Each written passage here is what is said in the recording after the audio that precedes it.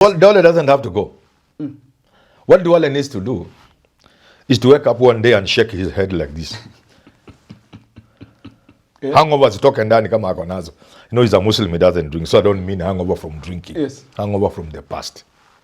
Free yourself and look for somebody like Manyora. Say, Manyora, unaongea sana, kaa hapa. Help me get a team of men and women, 10, to make sure SHA works. Within 6 months, Kenyans will be celebrating SHA. It can work. Why not? Tired of the same old shopping experience? Step into a smarter way to shop with Whitesen Group, Kenya's go-to online store for quality you can trust. From gadgets and homeware to everyday essentials, we deliver convenience right to your door. Fast shopping, secure payments, and top-notch customer care, all in one place. Visit whitesengroup.com today. Whitesen Group, simple, reliable, delivered.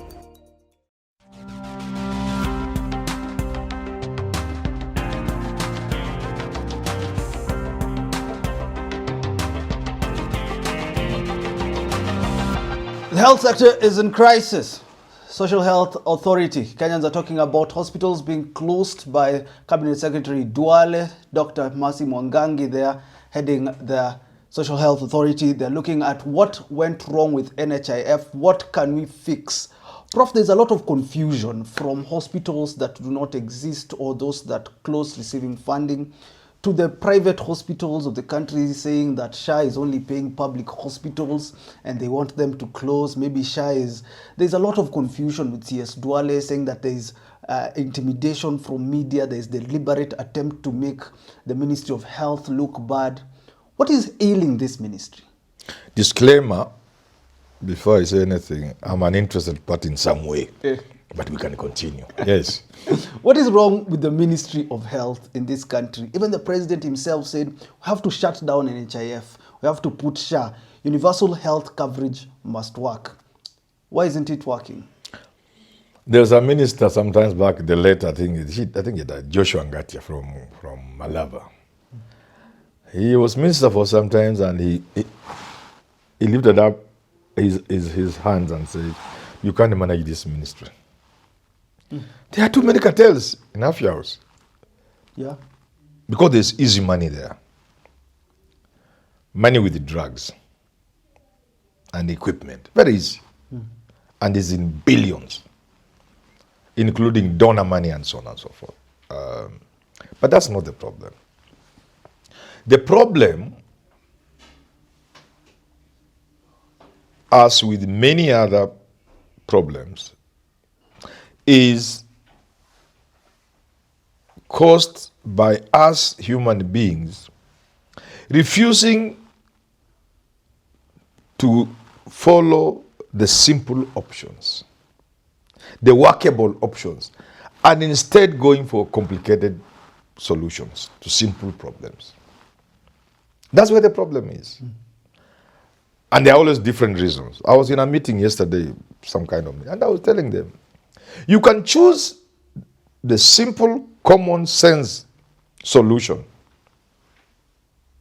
over the complex solution that is demanding,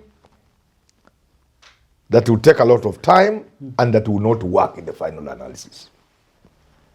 So human history is full of such examples where people refuse to do what is simple, what is natural, what is product of common thinking, common sense.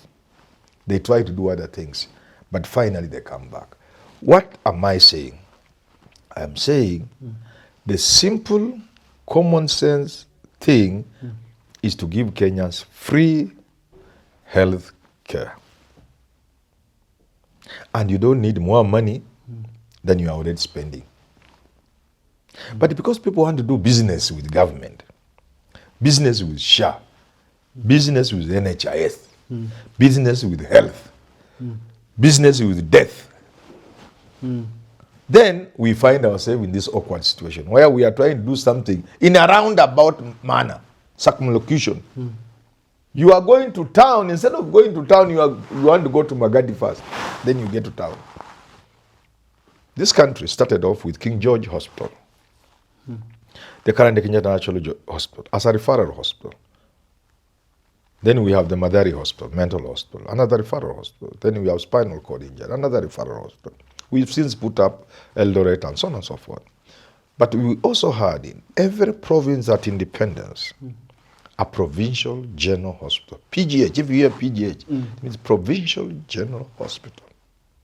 Then every district had a district hospital. Then we had sub-districts, a few of them, Nyamira, Makueni, Vihiga. Vihiga was under Kakam. So I'm trying to paint a picture for you. Yes. Then under this, we had health centers. Every single location, almost all of them, except some funny parts of the country, let me call them just funny for now. Every location had a health center. I think they were divisional level. Like for us in Hamis, there was a health center. And then we had dispensaries down there. We also had mobile clinics. This infrastructure was beefed up by Nyayo Moi when he created Nyayo wards to increase bed capacities in hospitals. So what am I saying? We have sufficient physical capacity to provide health care. Physical. We can only improve on them, but they are there. Physical. We have hospitals, we have beds. We have... Then we have our universities training doctors, first-class doctors. We have competent colleges training paramedics, nurses, and the rest of these people. What am I again saying? I'm saying we have sufficient manpower. Government trained. All we need is to ask Kenyans to walk in a hospital, get it treated, and walk out. That's a simple, common sense thing. But we are trying to do what others are doing. You know, have you ever asked yourself why healthcare in America is expensive? You see, that's why I'm saying, like Parliament, we don't have people in Parliament. These are just jokers. They should be raising these issues. In America, you pay for your health. You must have insurance. Yes. If you don't have insurance, you are in shit. You are in big problems. Yes. Is that right? Yes. Do you know America has spent trillions of dollars, billions, if not trillions of dollars, hitting rocks in Afghanistan and Iraq? Would America have a problem financing free health care? No. Then why is it not financing? Why is it not adapting that model? Profits for insurance companies. It's a business. Because if government provides free health care in America, which it can afford without even breaking a simple drop of sweat, because America is throwing money across the world. Si hata nyinyi mnapewa hapa za kupanga uzazi za mnapewa mingi tu za America. USA. A country that is distributing money across the world. Yes. Supporting people in war and what have you. Why would it not give free health care? Is it an issue to them financially? No. So these Kenyans don't think, because you need to provide business people with opportunity to do business in the pharmaceutical industry, the insurance industry, and so on and so forth. Because if government does it at once, you collapse many industries and you lose many jobs. So it's a deliberate arrangement in America for business to thrive in the sector, various sectors that feed into health. We are not there. And our people are dying. And we are not able to prevent diseases that are preventable. We are not attending to health, especially primary health. Kenyans are becoming weaker and weaker as living organisms. Human beings. As human beings. They are becoming vulnerable to diseases. Cancer is ravaging Kenyans now. I speak painfully because my best friend is in the mortuary now, John Habwe, courtesy of this cancer. You know that, eh? The condolences, yeah. It is so painful for me. I've never had a friend like that in life. There are many such cases. Yet we want to do business with health. That's where the challenge is. Because, and it's actually stupid. I'm sorry to use the word stupid. It is stupid because the socioeconomic status of Kenyans is such that they cannot afford it. So they cannot be genuine business like in America. So then it becomes an opportunity for the mandarins to steal the money. So here it's not business. It's not business. Here it's stealing. Stealing. You put money somewhere, then you steal. Then you send it to a health center that doesn't exist, a hospital. You've seen those things. Yes. I saw them trying now to make it look like people have been going there. Yes. Because it's not business. That model cannot work because Kenyans don't have money. Kenyans cannot buy insurance. Sijui kama tunaelewana. Tunaelewana. So what can work in America, because the American population can afford insurance and the drugs and everything and make those industries viable. Yes. So government thinks and figures out whereas we can afford to give free health care, we shall collapse the economy by shutting down the pharmaceutical industries, by shutting down the insurance companies, industry, and so on, and the other support industries, transport and what have you. So you come out in you know? Yes. And investment, direct investment through hospitals and what have you. Here, it can't be a business because the Kenyans don't have money. So what is SHA? What is your definition of SHA? SHA is just a joke. Nation says rip off. Yeah, of course. It's an arrangement. You put money somewhere so that some few people can go there and they get that money. So because we are working on something that can't work, then you expect the mess. So however, that big thinking, we can put it aside. Okay. I can put that aside. The big simple thinking. Let's now just be Kenyans. Can we make SHA work? Yes, it can work. At that low level, we can make it work. The minister should make it work. What do you think he's missing? The first thing is to sensitize Kenyans. Let Kenyans know what SHA is. Kenyans don't know because everybody's negative. So CS Duale must deal with that first. Can Kenyans be positive about SHA? First, number one, Kenyans. Let him deal with Kenyans. You remember we invited the minister here on this show. Yeah. And she made us make a lot of arrangements. Come, Deborah. Do you remember I even had to buy a toilet for the office toilet? Yes, Deborah. Yeah, I said coming. the CS cannot sit on this toilet. I think she should refund my money. Where is she? I think she's somewhere. I think she's in the She thought we were coming to blast her. Yes. We were giving her a platform to explain to Kenyans. So Duale must move and explain to Kenyans to have a buy-in. This negativity, SHA cannot work. Secondly, CS Duale and these people have to talk to the players, the major players. Here we are talking about hospitals. No, interesting. I've gotten a text from SHA right now. Great news. We have made Lipa na Pole Pole. So they are trying their efforts. So the people should understand what SHA is. They haven't understood. Everybody's negative about SHA. That's kibarua kwa Duale. Number two, the service providers, hospitals and others, they have a lot of reservations about SHA. Sit down with them. Remove the problems, the challenges, the bottlenecks. Let the water flow and flow the pipes and block the pipes. What is the problem?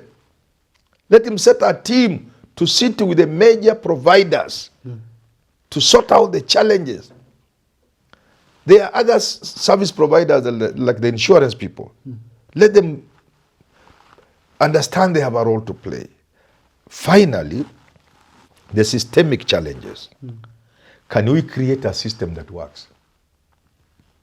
I'm not an IT person, but I can look for a small IT boy in the streets, River Road, and we come up with a simple solution of payment. If it's a question of payment, it must be a simple but workable solution that does not depend on approval of an individual. It must be a system, inbuilt in the system, so that the claims are fed into a system, and the system processes the payment without human intervention only supervisors make sure the system is working.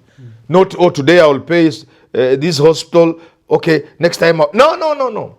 It is claims that come before this date are paid by this date. The verification process starts this and this. Once the verification is clear, it goes to the next phase of payment. Any claim that gets there before 30th will be paid before 15th. Automated. Yes. You minimize human preferences. Helicopter harvesting, where you choose who to pay. These simple things. Why can't SHA do it? SHA can do this, and Duale should be able to put down a team of men and women who can help him, because we have SHA. Manyora is not the president. If Manyora is the president, I will dismantle it on my first day. One of my first executive orders is to dismantle SHA and give Kenyans free health. But since I'm not the president, we have SHA. Duale should make SHA work. And it can work. He has closed ghost hospitals, he has sacked ghost workers. But Boni Halwale says the political debt is due to Honorable Duale. Whoever owes him should not expect Kenyans to repay him with their blood and lives through the scandalous SHA. CS Duale must go. Duale doesn't have to go. What Duale needs to do is to wake up one day and shake his head like this. Yeah. Hangover zitoke ndani kama ako nazo. You know, he's a Muslim, he doesn't drink, so I don't mean hangover from drinking. Yes. Hangover from the past.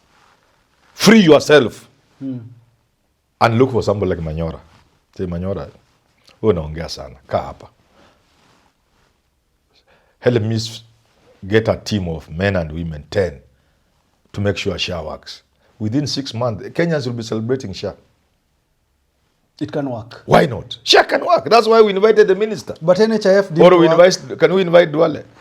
I think Duale is too proud to come. Duale, if you can hear us, you can come and explain to Kenyans. Yeah, and we will take him through. We will tell him where the challenges are. Because, you see, we live in a country where big people are never told anything. They are never. People never, and they have learned that way. You just sing somebody's praise and mukiwachana jioni, anakuangalia vizuri kidogo. Unatembea nyumbani ukiwa sawa. So why do you want to risk that?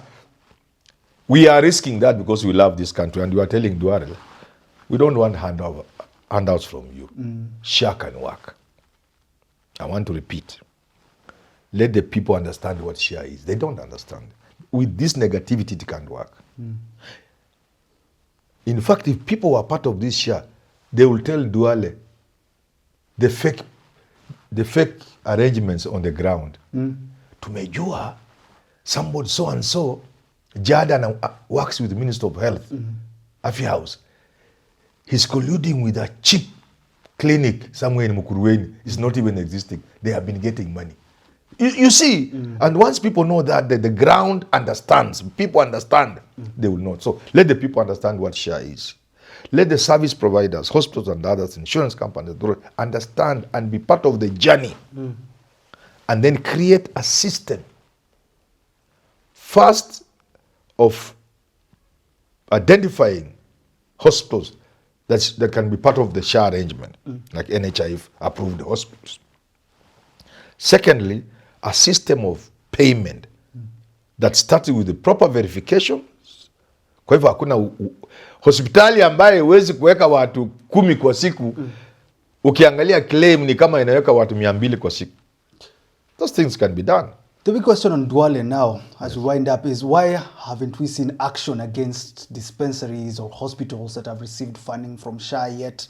They haven't been offering services. Do you think Duale should still be there if there's no action being taken? What Duale should do, I want to repeat, is to accept that SHA has challenges. And look for people like Manyora, wamsaidie to solve the problems. We are there, and I'm not the only one. We can... Even we here on this program, yes, you can help him to reach out to the people, to tell people SHA is not as bad as you think. Because there are people who can attest that SHA has helped them. Yes.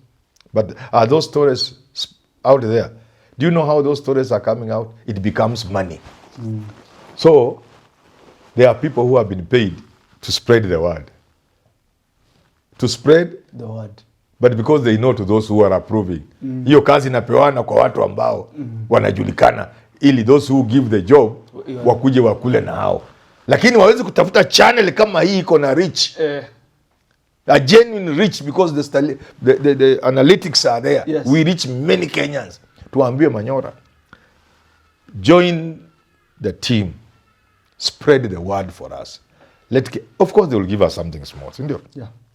We need to change these seats. Tumekaa nazo sana. Tumekaa nazo sana. Thanks for tuning into that conversation. Of course, if anyone knows CS Duale, tell him he needs to speak to Kenyans. Not in a negative way, not with that anger that he's showing to media houses, but Kenyans need to understand that SHA is working. And can work better. Can work better.